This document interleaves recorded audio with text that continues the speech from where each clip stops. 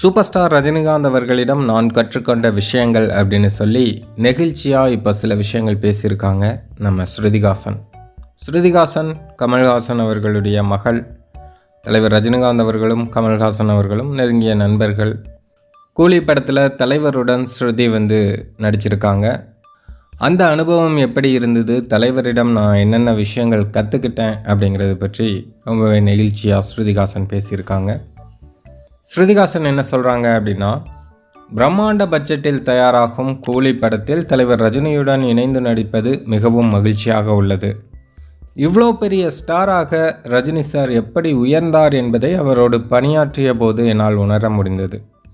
ரஜினி சாரோட அந்த ஒழுக்கம், கதாபாத்திரத்துக்காக உழைக்கும் தன்மை, இப்படி எத்தனையோ விஷயங்களை அவரை பார்த்து நான் கற்றுக்கிட்டேன்.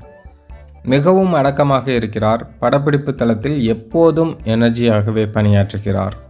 தலைவர் ரஜினி படப்பிடிப்பு அரங்கில் இருந்தாலே நேர்மறையாக இருக்கும்.